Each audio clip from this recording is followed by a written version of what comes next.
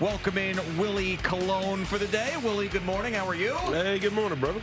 So me and you have a lot in common. We've been in the same place at the same time and barely know each other, which is interesting. So in two different places, we have been at the same place at the same time, and we've never really talked or never really been around. I think I might have interviewed you once in the Steelers locker room, but we were at Hofstra at the same time.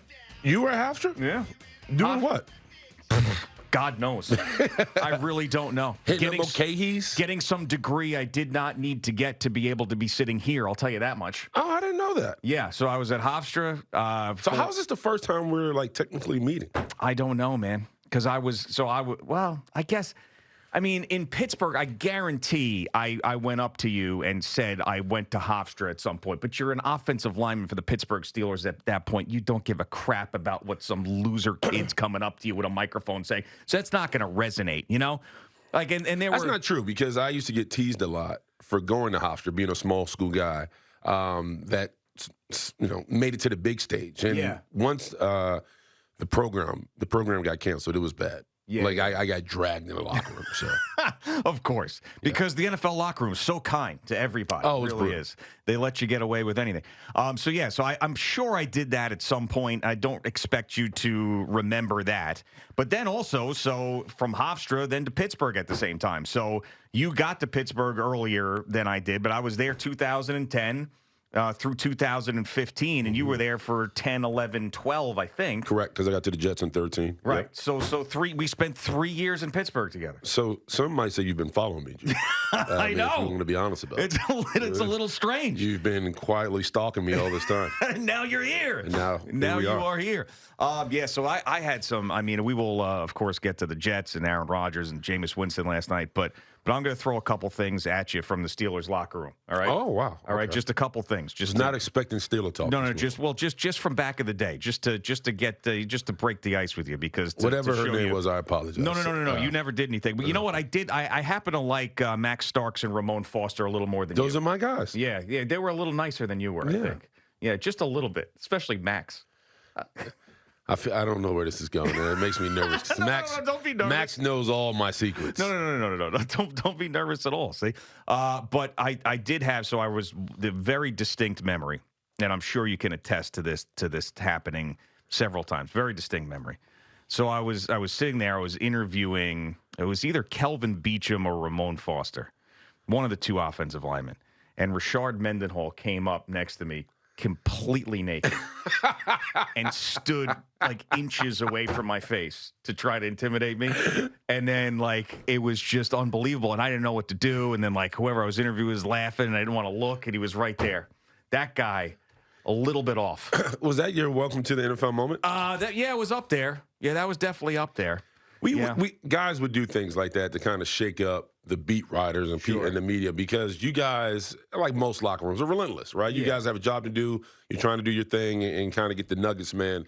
And that was kind of our get back. So it seemed like you handled it well. Look at you. You made it. Right. But I wasn't one of those old crusty Pittsburgh guys that were in there causing stuff. No. I was just a younger guy trying to get an interview, whatever, giving you softball questions. Were you married at the time?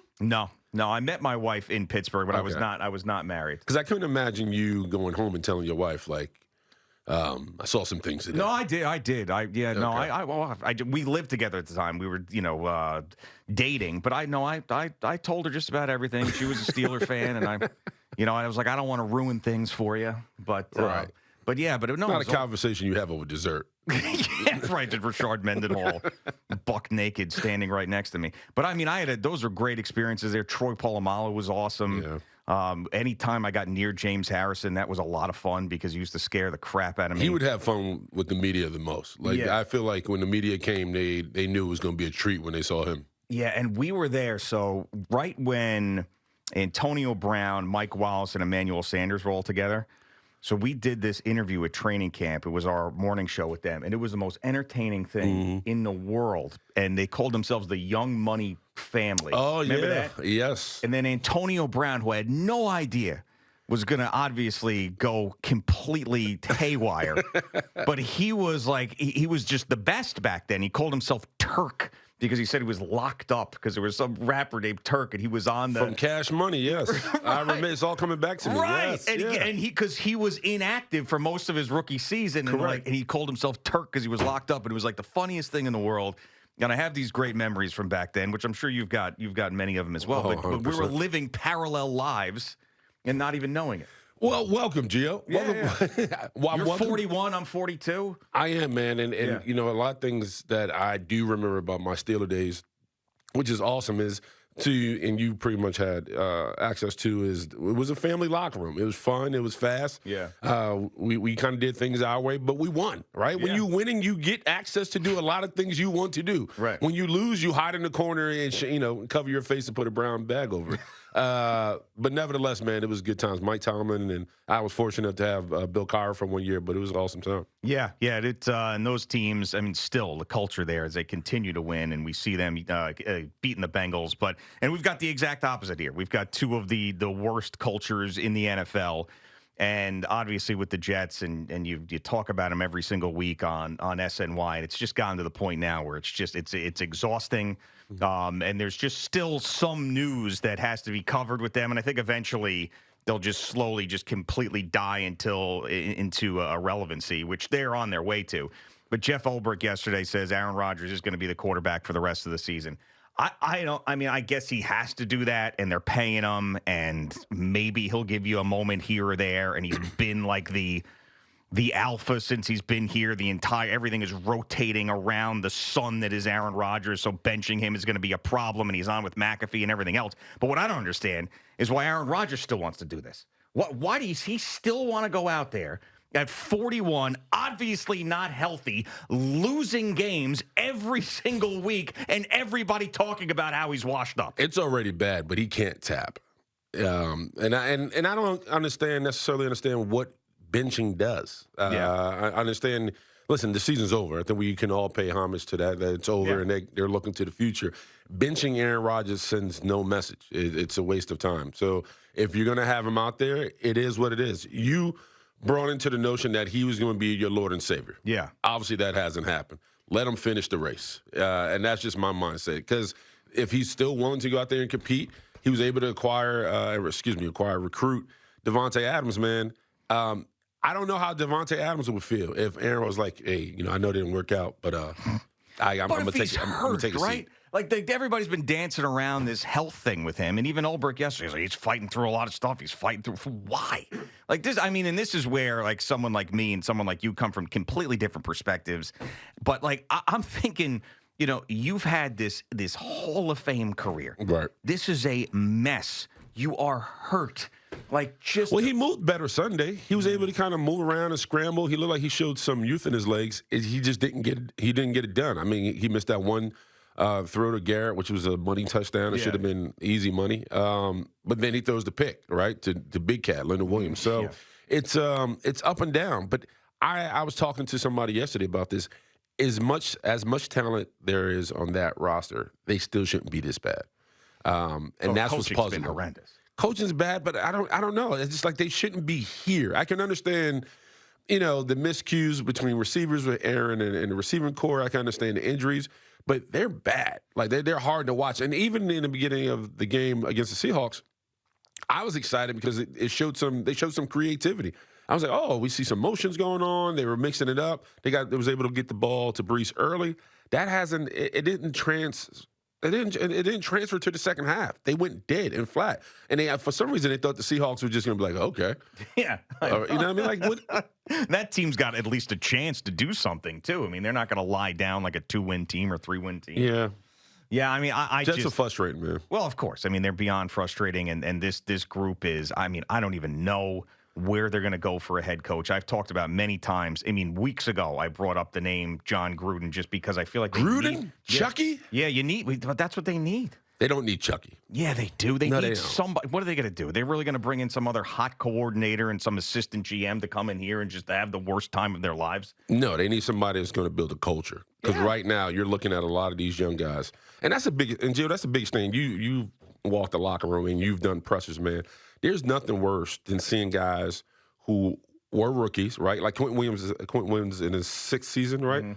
He's experienced nothing but losses since he's been a Jet. He came from Alabama, winning national championships, right? And so when you see him at the end of the games, and like him and Sauce and Brees, the fire is dim in their eyes. You know what I mean? Like it's starting to. You can see like, man, this thing is bigger than us, right? Because we were promised Aaron Rodgers after he went through the whole Zach Wilson era, and like I said before, Aaron was supposed to be the savior. He hasn't delivered. So now these guys are like, then what can we do? Yeah, because we've played without a quarterback, right? You know what I mean? Nothing has come from that. Now that we do have a quarterback and we're still losing, like see, for those guys, it's like it's bigger than us. So like, who's the guy that comes in and reignites those players? I mean, that's really the question. I mean, and there's not going to be a single guy that's got options elsewhere that will pick the Jets over those other options. I like Ben Johnson. Yeah, but he's not coming here. You don't know that? Yes, I do. Who told you? I'll tell you why. Why? Because this guy turned down jobs last offseason. He said he had unfinished business. I get that. But, all right, so he's going to get offers from everywhere. Sure. He's going to come here where the owner tells the GM what to do, and everybody that comes here's career dies. That's the biggest problem right now. When you start hearing rumblings that Woody has pretty much snapped the hatch, right? He's now going into the GM office and making GM moves, benching Tony Adams, supposedly wanting to bench Aaron Rodgers after Week 4. Those are the things you hear like, whoa, this is starting to get bad. Well, yeah, I mean, and also, and I've made this point many times, but Rob Saleh and Joe Douglas are respected amongst the NFL and their peers. Like there are a bunch of guys who really, really think highly of them. When they got here, they were lauded for these hires, the Jets were. You know, Rob Saleh, next great coach, defensive coordinator. It didn't turn out that he was a great head coach. Joe Douglas, he worked with the Eagles. He worked with the Ravens. Hell, what a great hire. And they still have friends throughout the league. I mean, look at Matt LaFleur, immediately brings Rob Saleh out to Green Bay and has him help out. So those guys now out there, after this miserable experience, are going to be talking to people. And if Ben Johnson is smart or anybody else with a brain will call up those guys and be like, hey, man, you know, what do you think? And be like, hey, you know, it's 1 of 32, but, man, that Woody Johnson is up your ass the entire time. And I would go elsewhere. I think Woody's frustrated. Woody changed his whole persona. He had platinum chains and wearing icy white Nikes. Like That's right. If anybody brought in was Woody Johnson, and nothing has come from his investment. And if anything, it's been Band-Aids after Band-Aids that have failed him. So have failed him. Excuse me. So when I understand Woody's angst and being upset because you can't raise ticket prices. Yeah. You can't have fans believe in the campaign you set every year and then get this outcome.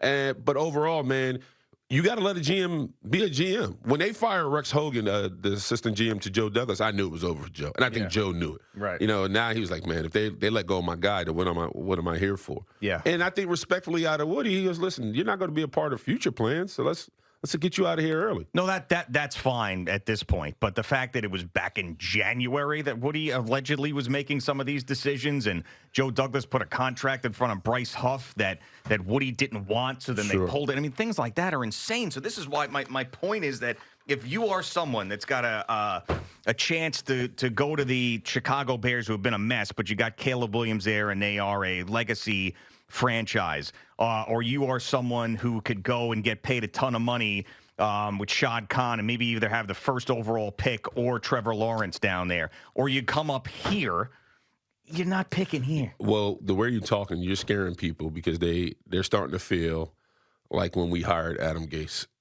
Like that's what you're saying we're heading. Yeah. We're heading down the Adam Gase road. Maybe. I mean, but Adam Gase at least, and it was a disaster. Disaster. But at least he had head coaching experience. What I'm afraid of is you're going to get another one of these guys that's got absolutely no experience, and they're going to hire, they hired the 33rd team to find these guys, and you're going to get just would you be okay with Aaron Glenn?